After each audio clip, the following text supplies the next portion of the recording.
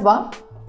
Bugün değişik bir şey yapmak istedim. Biyokimya uzmanı olarak benim asıl yaptığım iş olan kan testleri üstüne size de ufak bir yorum yapmayı öğretmek istiyorum. Çünkü her birimiz bir hekime gittiğimiz zaman hekimlerin elindeki en büyük güç nedir?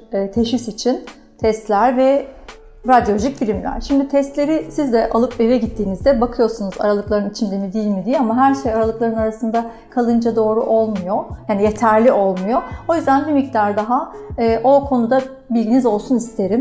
Zaten bizim ya da benim gibi hekimlerin buradaki duruşu şu: testler aralıklarda olabilir. Aralıkların üstünü geçerse zaten o bir hastalık durumu oluyor. Ama aralıkların neresinde olursa, daha genciz veya ne tarafa doğru kayarsa bir miktar daha, bir tık daha hastalıkların kokusu geliyor. Onu önceden görebilmek için sadece aralıkta olması yeterli değil yani. Birkaç bilgimizin olması lazım konuyla ilgili.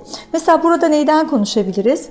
Diyelim ki sizin her birinizin en basit konular olarak hepinizin karşısına çıkabileceği için diyelim ki tiroid hormonundan gidelim. Şimdi bunu tiroid hormonunu TSH diye testlerde görüyorsunuz. Tiroid stimülan hormon, yani tiroidi iten, dürten hormon.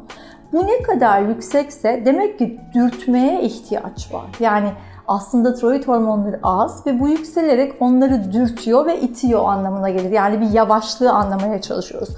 Yükseldikçe daha çok dürttüğüne göre ortada hormon yok, daha çok itme lazım. O zaman işte az tiroid meselesi, hipotiroid meselesi bir hastalık olarak gündeme geliyor. Fakat şimdi bizim konumuz hastalık falan değil. Biz sadece olabilme ihtimaliyle ilgili koku almaya çalışıyoruz. O yüzden şu anda teşhis koymuyoruz. Biz neyi bileceğiz? Bu testin karşısında size 0'la başlayan bir rakam ve üst sınır olarak da 4 veya 5 yazar laboratuvarlar. Yani bu değere kadar normaldir diye. Ama bizim bilmemiz gereken şey şu: genç, ideal, doğru çalışan bir gövdede aslında artık olması istenen değer küçüktür 2,5. Demek ki biz kan testimizi aldığımız zaman diyeceğiz ki TSH'in 2,5'un altı mı? Gerçekten genç giden bir sistem var. Çok minik bir bilgi. Ama biraz yukarıya çıktıysa mesela diyelim ki 3,5'da ama daha 4 ya da 5 olmamış. Yani sizin ilaç kullanmanız gerekmiyor. Ama o sizin tiroidde ufak bir inflamasyonum olabilir mi? Tiroid antikorlarımda problem olabilir mi? Tiroidimde nodülüm olabilir mi gibi bir tık daha sizi konuya yaklaştırır. Yani ilk aklıma gelen buydu. Daha sonra gene sizin rutin olarak yaptırdığınız ama anlamı nedir diye sorarsak, mesela SRP, bu High Sensitive SRP olarak da geçer.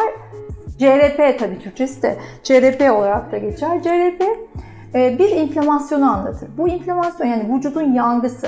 Bakteriden olabilir, enfeksiyondan olabilir, romatizmadan olabilir. Aslında mesela diyelim ki çok yoruldunuz o gün, çok spor yaptınız. Onun bile yorgunluğu aslında bir miktar SRP'yi çıkarabilir. Bağırsak hastalıklarında olabilir. Bütün hastalıklarda SRP burnunu çıkarabilir. Şimdi zaten çok bariz çıkardığında bir derdiniz yok. Onun bir şey anlattığını bütün hekimler zaten sizinle karşılıklı konuşarak onun ne olduğunu bulurlar. Meselemiz şu: bunun küçüktür 1 veya küçüktür 3, yani ideali 1'den aşağı olması, kabul edilebilir olanı 3'ten aşağı olması. Bu değerlerde değil ise, bir miktar yukarıda ise, yani 0 değil de 1 ile 3 arasında, bu bir anlam ifade eder. Bunun sürekli olarak böyle olmasını genelde literatür kalp hastalıklarına doğru bir tık risk diye yazar. Çünkü damarın içerisinde minik bir olaylar var. Acaba o bize bir risk yaratacak mı ileride diye vücutta inflamasyon olduğu ve özellikle de kardiyolojik hastalıklarla ilgili bir inflamasyon olduğuna dair bir kulağa ne denir, kar suyu kaçması gibi bir belirti o yani. O yüzden SRP'mize baktığımızda da 0'a ne kadar yakınsa o kadar inflamasyon yok ve her şey sağlam. 1 ve 3 arasıysa minik bir şeyler var. Acaba ne yaparak biz bunu daha iyi yapabiliriz diye düşünmek lazım. Diş hapseleri de olabilir, diş eti kanaması da bunu yapabilir. Dediğim gibi yorgunluk bile bunu yapabilir ama 3'ün üstünü bulmak kolay neden olduğunu, ama 0 değil de 1 ile 3 arasındayken acaba neyle ilgili konusu bir miktar havada kalabilir. Bilmemiz gereken, yani ayarlarda ufak bir bozukluk var, birazcık daha kendime dikkat edeyim olabilir, değil mi? Gamma GT diye bir testimiz var, değil mi? Karaciğer enzimleri diye bir sürü testimiz var. Bir tanesi böyle yazılıyor. Diğeri böyle yazılıyor. Bunların farklı isimleri var ama bir de bu var. Gamma GT'yi birazcık daha bilmemiz anlamlı. Çünkü gamma GT'nin de karşılığı şu: Normalde halkta şöyle bilinir, alkol içersem yükselir. Genel olarak en çok sebebi o idi, öyle gibi biliniyordu. Fakat bunun altındaki yazı şu, bir toksin gövdeye girecekse onun atılmasıyla ilgili yolakta bu enzim çok çalışıyor. Yani eğer gamma GT burnunu çıkarıyorsa, alkol de olabilir, başka şeyler de olabilir ama vücut detoksifikasyon kapasitesini karaciğer üstünden bir zorlanıyor. Yani bir şeylerini fazla kullanıyor. Sürekli atıyorum antibiyotik kullanıyor olabilirsiniz, başka hastalıklarınız olabilir vesaire. Bu karaciğer yağlanması falan değil. Gamma GT'nin 20 ve yukarıya doğru olması karaciğerdeki özellikle de glutatyon dediğimiz master antioksidan, yani her şeyi temizleyen, hücrelerin hepsinin içerisindeki temizlikçi, elektrik süpürgesi, vilede artık ne diyorsanız onun fazla kullanıldığını anlatır. 20'nin altı idealdir. Laboratuvar testlerinde 40'a kadar veren var, 60'a kadar veren var. İşte biz üst sınırı geçmesini beklemiyoruz. Bizim için 20'nin altı iyi ama ne kadar düşük o kadar iyi. Mesela bir çift geldiğinde erkeğinki diyelim ki işte 20 ama kadınınki 8. 8 olanın kapasitesi daha temiz, daha pırıl, daha çok karaciğerinde glutatyon deposu var demek. Yani bunu da bir tık aklımıza tutabiliriz. Neymiş? Glutatyon 20'nin altısı olursa iyi, daha da az olursa daha da iyi. Şimdi ben birkaç şey işaretlemiştim. Hazır vaktimiz varken bakalım başka ne olabilir? Özellikle ayrıca konuşulması gereken bir şeydir. Homosistein. Homosistein artık rutin olarak bakılıyor. Eskiden bakılmıyordu o kadar çok.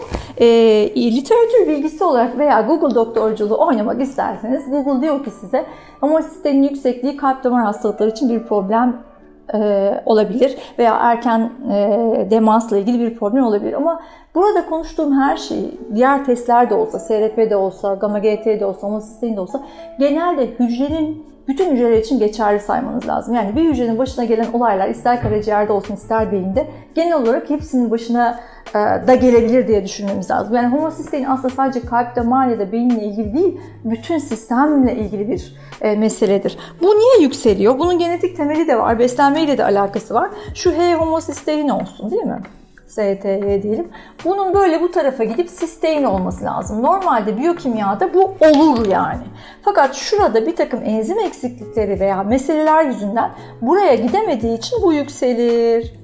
Şimdi bizim zaten gördüğümüz yüksek olan şey homosisteindir ama homosistein kendisi kötü diye değil, yoluna devam edemediği için, orada bir blokaj olduğu için tıkanmış oluyor, geriye doğru göllenmiş oluyor. O yüzden de bunun varlığından çok sorun şu sistein ve ondan sonra olacak şeyler azalmış oluyor da o yüzden mesele. Ve bu konuyu pek çok başka meseleye bağlayabilirim ama şu kadarını bile bilsek. Mesela bu sistein dediğimiz bir önce bahsettiğimiz glutatyonla da alakalı.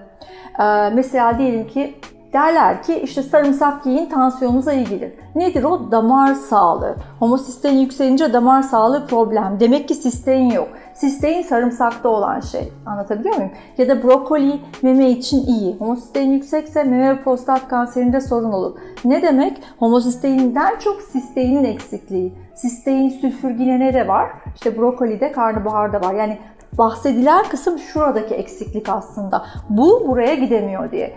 İnsanların bir kısmı genetik olarak bu dönüşümü yapamıyor. O kadar kolay yapamıyor. Onun için o tespit edildiğinde biz buraya bu işi arttıran kısmı destekliyoruz. Yani şuradaki çarpıyı kaldırıp da bu yola sağlayan şey özel bir tür B12 ve folik asit.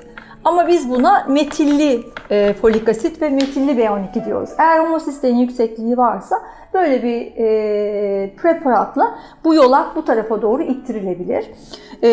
Oradan B12 ve folik asit testlerine gelirsek, mesela kanda B12'yi bakıyor olmak tam olarak da değer vermiyor. Yani doğru değeri vermiyor işte bu hikaye yüzünden. Eğer sizin şu yolağınız çalışmıyorsa düz B12 buraya geçemeyeceği için kanda yükselebilir.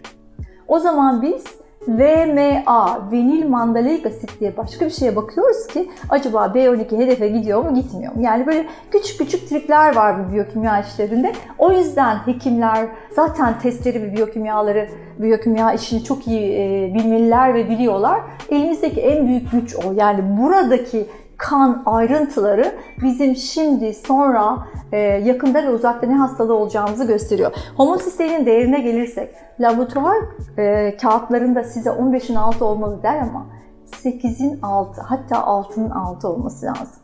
Şöyle İngilizcesiyle de söyleyelim. 6 değerinin, homosisteinin 6 değerinden her 5 birim yükseldiğinde, yani 6 artı 5 etti 11, artı 5 etti 16 değil mi? Böyle yükseliyor.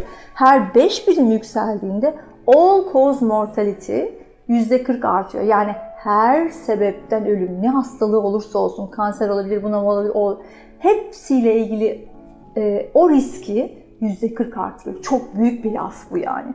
O yüzden homosisteinin daha düşük olması için bu yolu tamamlamak lazım. Bunu yükselten şey de metionin. Metionin geldiği yerde kırmızı et. Çok fazla kırmızı et yiyenlerde bu mesele daha fazla ortaya çıkabilir. Bunu da böyle bağlamış olalım.